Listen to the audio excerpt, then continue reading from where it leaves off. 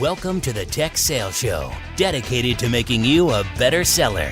Recorded 4,827 miles across the Atlantic Ocean with Bobby Das from Houston, Texas, a father, husband, golfer, pilot, and tech seller. And Brian Evans, an expat in London, England, family man, 2X Ironman, and an ERP salesman.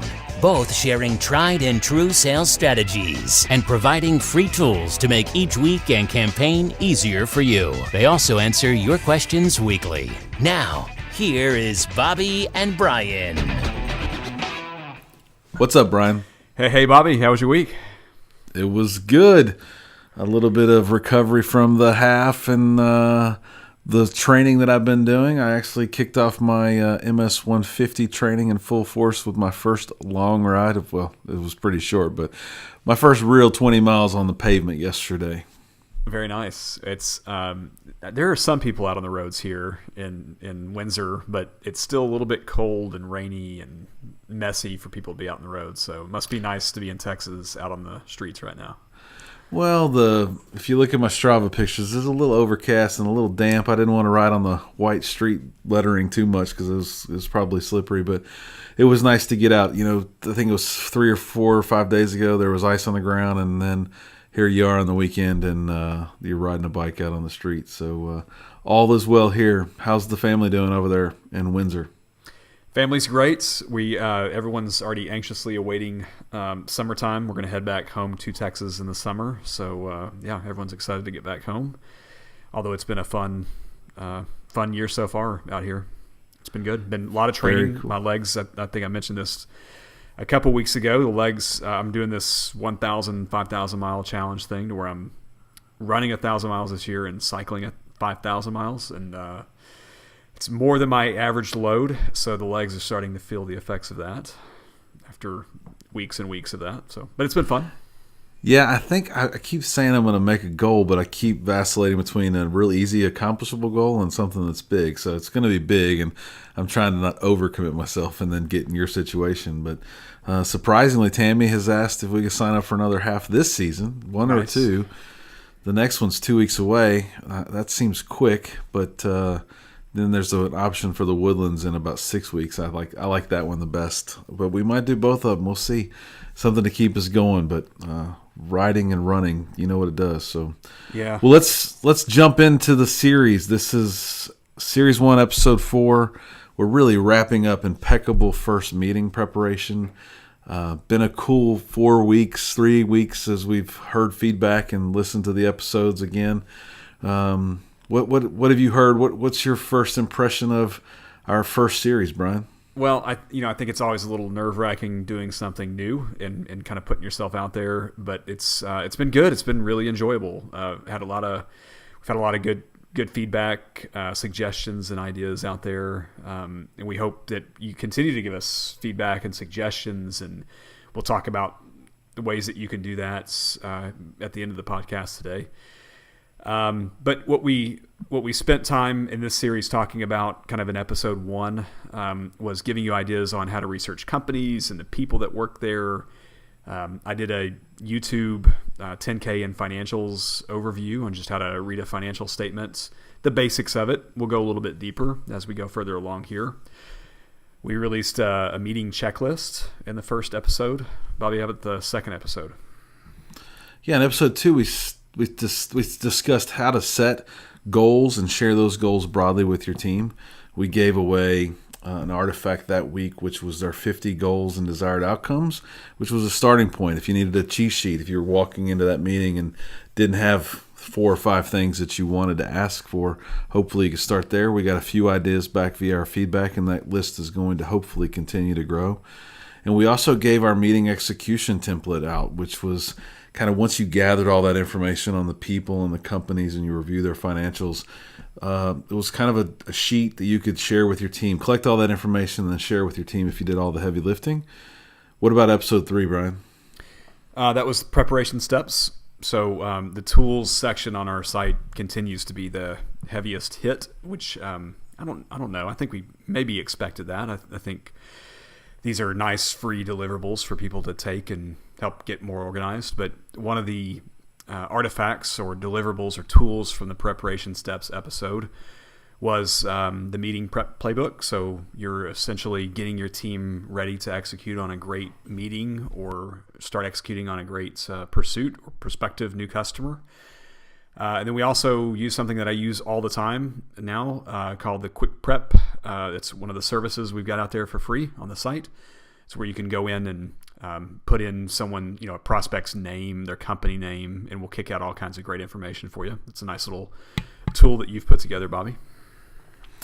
Yeah, Quick Prep is something I use just because it is literally what it says. It's a quick way to prep and get a lot of that information pulled together to prep yourself and hopefully your teammates before you walk into a meeting. And today, kind of our last surprise of our first series will be a tool service called Prospect 360. And we'll talk a little bit about that more shortly.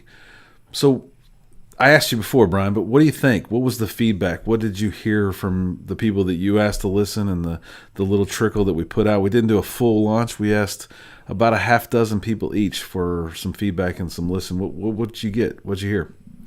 Well, I think I've had 3 people separately come to me saying they've genuinely taken a step back in their day-to-day execution of the business and challenged themselves, which I thought was it was great because I don't know about you, Bobby, but I've found it's done the same for me. As if we're going to be here giving advice, feedback, coaching, we're talking to people as we build out these episodes and these series, and I think we're all sharpening our skills. So 3 people that I really respect. We had calls as the first series were rolling out, and it was a great conversation just about how that they'd learned some things that it reminded them of a few things. So that was really good. It's helped me really focus my own business that I'm running here in Windsor on good execution. I mentioned 2 weeks ago an example of one of the account executives I work with today who just ran a flawless pursuit meeting. And it'll come down here in the next few weeks as to whether or not we win that. But he's really put himself into a great spot to win this pursuit. And it's because he's executed really well on kind of the things that we talked about, the meeting prep playbook. How about you? You've talked to a lot of people too. What kind of feedback are you getting?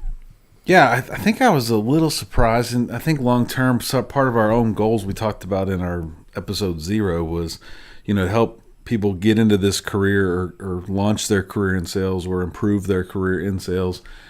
But I too, and it's probably because the people we asked to listen and give us feedback, but I heard from seasoned vets, that really appreciated us challenging them to go back to the basics and do those basics very, very well. I heard one rep say that they felt like they were competing with me again and that they wanted to start bringing their A game every day. And we don't even work in the same area. We don't compete with each other. We don't sell competing products, but it's more of a challenge for that person that they feel like they need to give it their all and bring their A game. And then I heard from a rep I haven't talked to probably in 18 months, but someone I highly respect that listened to one of the articles that we read on the podcast and said that it reminded her that customers are people and that she needed to reach out. And she called about a dozen people that day after she landed from listening to the recording, and that just gives me good feelings that we're doing the right things and we're hopefully pushing people to be their best. So the shocker, I guess, was that it was the seasoned veterans, not the up and coming sales reps that got something out of our first series. So that's pretty cool. Also, we heard some good ideas along the way. I'll tease the podcast. In just 3 weeks now, 3.5 weeks, we've had over 500 downloads and 411 unique listeners.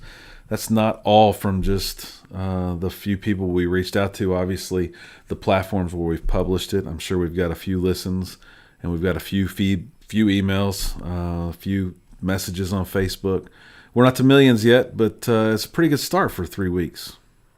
Yeah, I'm happy with that too. Like you said, this is more of a soft launch with friends, although the people that hopefully people will go back and listen to it as we start to roll this out more broadly, kind of across February and March. I'll go ahead and dig on one of my friends. I'm still waiting for you to write the review on my podcast, and please subscribe to my YouTube channel still. you're supposed to be my best friend, I think. But we'll see. Everybody's busy, but yeah, we're still expecting more feedback as well. So the things that I heard from a feedback perspective was from a sales manager friend of mine. I've worked with this guy for almost 15 years as well. Spent a little stint with us at Microsoft and asked us for some training for his sales reps. So he's a sales manager now, and said the thing that he thinks would be most impactful from a podcast perspective would be some training about for him to share with his team. How can his team be best prepared, not from a meeting prep perspective, but from a conversation perspective, to meet with CIOs and other leaders, whether it's a CIO and we teach them some topics around blockchain or the cloud or what's next, what should CIOs be thinking about next, or CFOs and CEOs and those business conversations. So we definitely plan to put some podcasts together that are focused more from a training aspect and a few ideas on maybe delivering some training across the web. Yeah, and we love feedback on good platforms to deliver that training. The people like YouTube, have people used tools like Udemy, that's udemy.com. But we'd love to hear your feedback on what's the best way to receive this type of training. What topics or subjects should we be thinking about to build content in? Because this is stuff you and I both really enjoy doing. We talk to a lot of great people and can help build out some interesting series here. We're also working on a few interview episodes with other sellers. In fact, we'll have the first one will be out next week, and we'll kind of spread these out over the course of the series that we go here.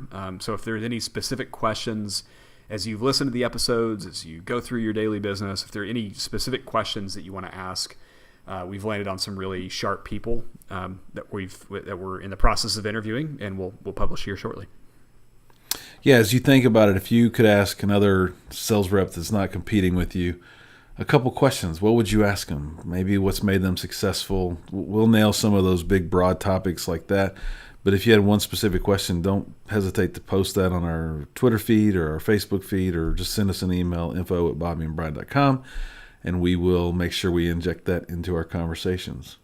The other thing I heard was the tools are great. It's teaching our friends that are sales managers ways to give their people tools to prepare and hold them accountable.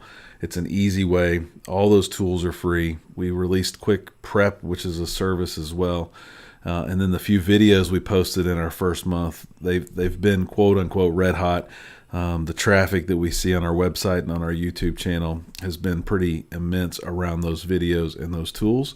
So we won't let you down. We're going to keep creating great stuff. The next series won't let you down at all. There's a number of tools and services coming with that one as well. Yeah, and let us know what format you like best. We're watching the downloads to find out if people prefer OneNote or Evernote or Word or PDF. So we're going to mix it up a little bit to see what people like the most. But if there's a format that you're not seeing us regularly publish in, let us know. And we'll be happy to add that. If there's another tool or if there's a service now that we've got a couple out as of today, if there's another tool or service that you want to see, shoot us a note, info@bobbyandbrian.com. Yeah, so with that, Brian, so what is today's surprise? What's this last tool that we're going to share, or last service we're going to share with our audience today in episode 4? Yep. The last service is called Prospect 360. So the first one is Quick Prep. If you remember, Quick Prep is basically a quick way for you to enter in someone's name, the company they work for, and we'll kick out a bunch of tabs to make it really quick and easy for you to do research on a company that you'd like to know more about. What we've released today is a service, and this is a paid-for service. And basically what we're doing here is put everything into a single package, all the research that you'd want to do for the people, for the company, the financials around that company, all of that into a single package for you to equip yourself, because sometimes this will be the first time that you've worked with a company like this, and equip your team, the V team that you'll be partnering with here. Everything you need in one single document for you to nail that next meeting. There's no awkward branding here, so there's no, it's not branded with bobbyandbrian.com or anything like that. You get all the development credit here as if you put it together yourself. We can turn this around in 48 hours. What we're basically doing here, for those that are interested, and if you like the format but don't want to pay for us to do it, basically what we're doing is passing this on to our personal assistants. So we're doing a little bit of cost recovery here, but it really is more about efficiency. And Bobby, I still would love for you to do a video or a short 5-minute podcast, because I think you do personal assistants better than anyone. But we're going to use these personal assistants to help develop this for you. So if you don't want to do it yourself, or if you're overbooked and you're overcommitted on your time, this is a great way for you to quickly request information about people, the company, and then we turn around a really sharp deliverable for you. Yeah, so when he says personal assistants, we aren't George Clooney with a personal assistant that's helping us with our schedule and everything, although that would be nice, and I might have to look into that. Yes. We have outsourced a lot of this work to personal assistants that are called virtual assistants, and a lot of them are based overseas. Some of them are based in the U.S., and there's just people willing to do the things that are maybe mundane and task driven that we don't want to do, and we're just recollecting those fees back from those people. If you don't want to use our service, that's fine. We'll teach you how to use those personal assistants as well. I think I've answered it a bunch on the web, but I'll do it again here, and if Brian wants it, I'll do it and create a short podcast. But most of that from my history comes from me reading The 4-Hour Workweek from Tim Ferriss. I'd love a call out on Tim Ferriss's podcast one day, but at the end of the day, in his book, he talks about outsourcing all of the mundane work that you can teach someone to do. And the net of his story is that if you can pay someone to do it for less than your hourly wage, it would be worth it to do that, because you can't buy back time. You just can't buy more time. We all have an infinite or a finite amount of days and hours, and if we can outsource that stuff, we should do it. So I've gone to the extreme, and I'll talk about that in future episodes. So much so that, a little hint, I don't do my own laundry, I don't take my own dry cleaning, and I don't do any of my own food prep at home. I outsource a lot. So more on how that happens and why that happens, but it's not as expensive as one would think. And my wife and family and I get to spend a lot of time together, which is, again, finite. And so we chose that route. But Prospect 360 is a service that's available to you starting today. We put an example out on the website for everybody to look at. We talked about them briefly in earlier episodes as well, around doing the financial review for Box.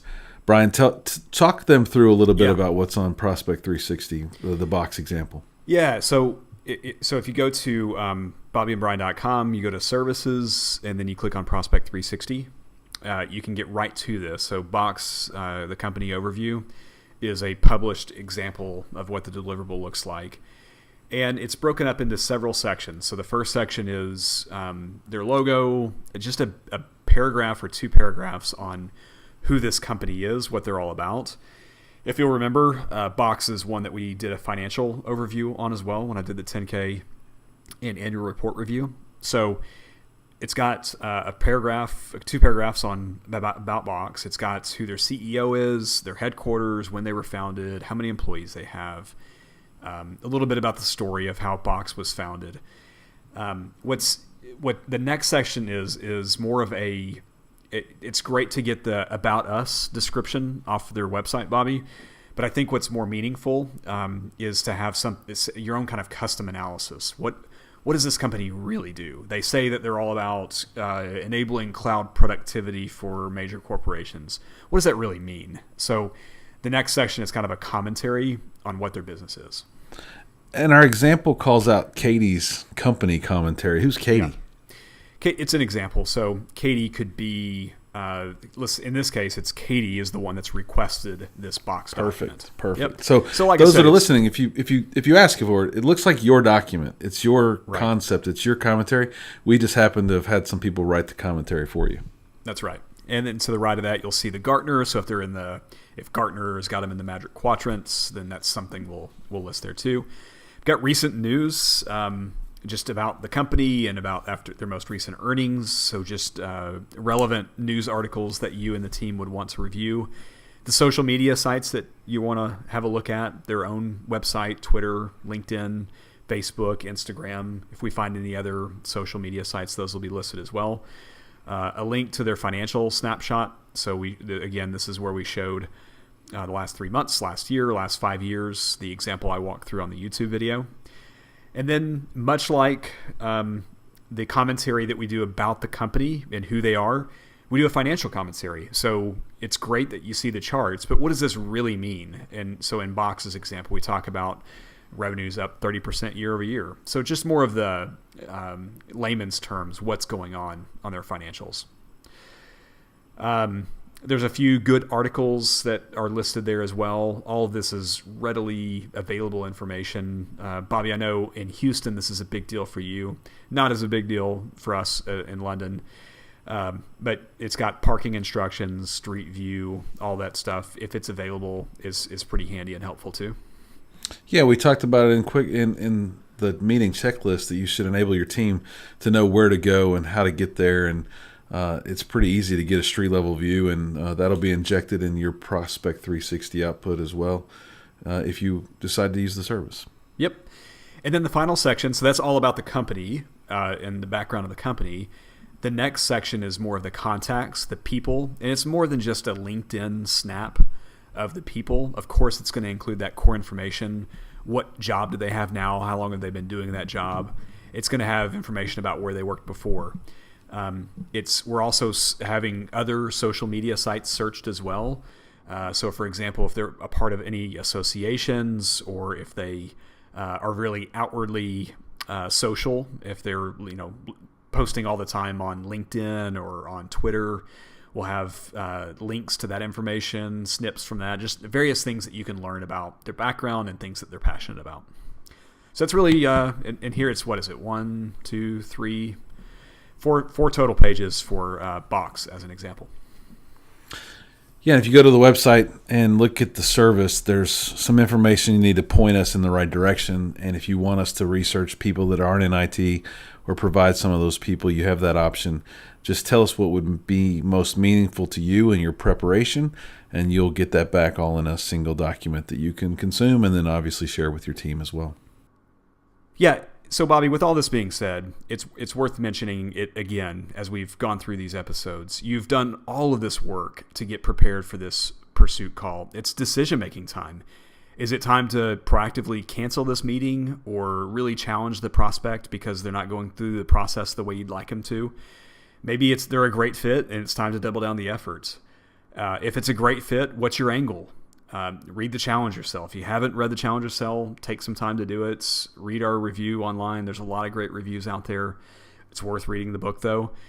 Have you performed well in their industry? Have you delivered business objectives already for companies that you can share with this company?